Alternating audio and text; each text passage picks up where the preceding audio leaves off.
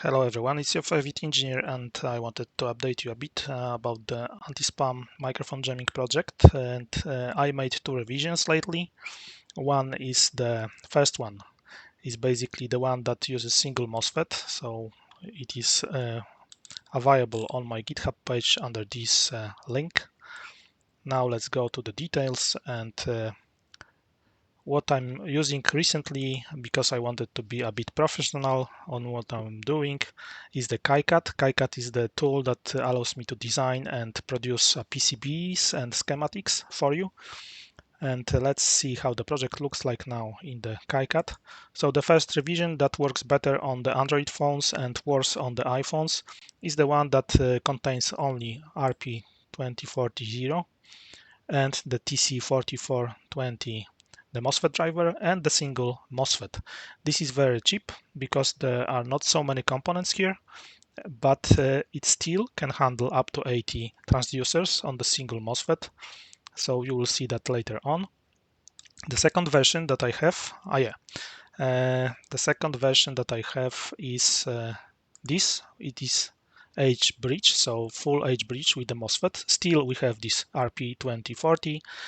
We have two additional chips. One is half bridge driver IR2104, and second the same, but yet you have 4 MOSFETs, couple of diodes, 4 chips in total, and multiple components like capacitors and resistors. So you'll have to make your own decision. What do you want to build? Still, because I'm using this Kicad software, I provided you with the PCBs for each of the design. So let's see how they look like. So if I go here in the Kicad and if I click this one, you can see that is the first board for the simplest version of the anti-spam jamming tool. And if I click on the other, where is it? Let me find it. The H-bridge, not this one, not this one, not this one, this one. Okay. If I click here, you have this second revision, the more complicated. How to produce the boards? Basically, I am using a third-party company to make it for me.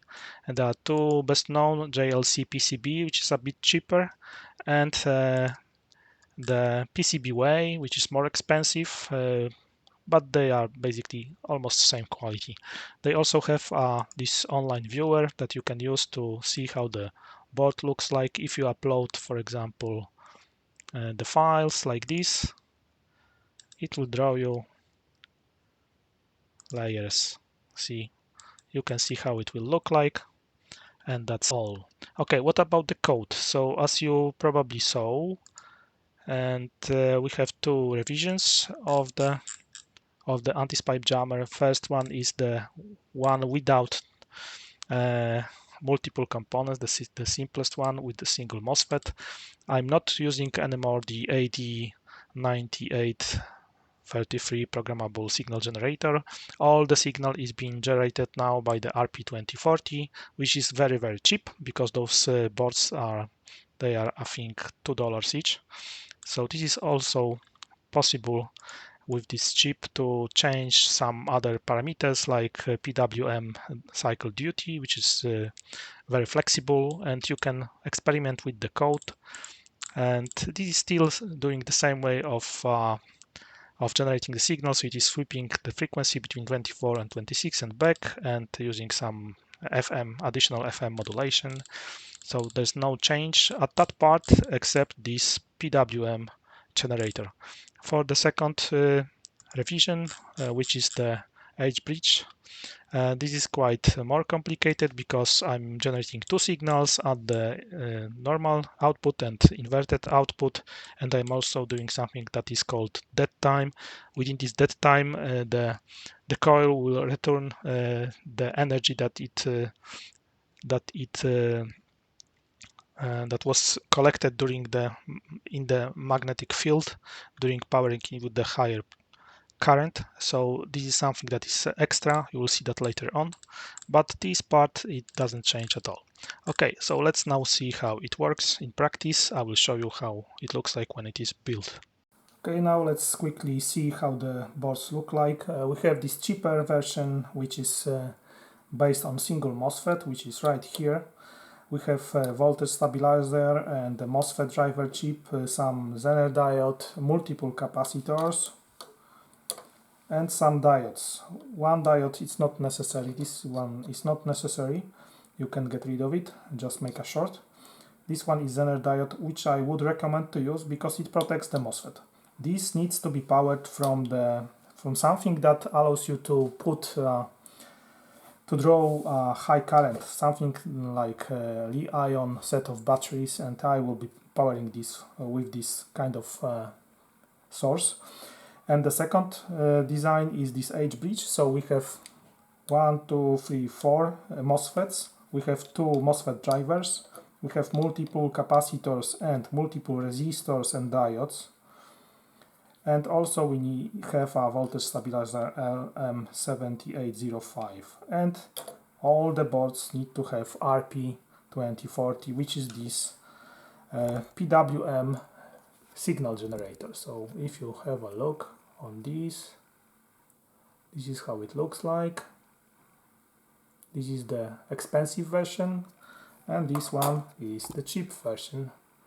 As I mentioned, the cheap version is not so effective on the iPhones. It works pretty well on the Android phones. This one works better on the iPhones, but you need to attach a lot of transducers, something like 60 maybe. Okay, let's now see how it works. The cheapest version looks like this. It has coils connected in parallel. So in this case I have 20 transducers. I have connected 4 coils, each is 4.7 millihenr. And I will be powering this with 3 ion cells 18650. So you will see that in a moment.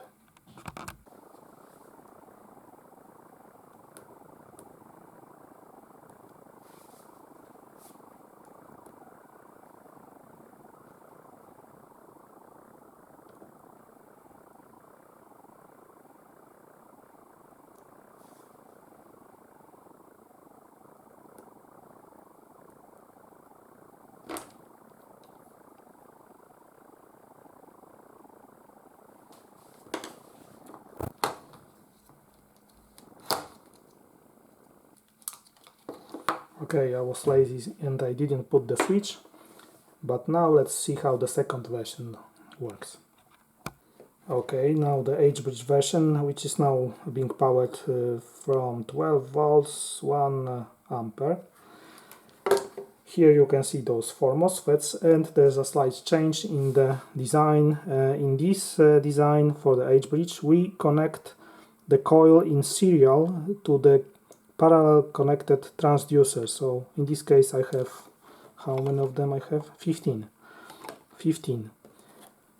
Okay, let's now turn it on and we'll see how the voltage will look like.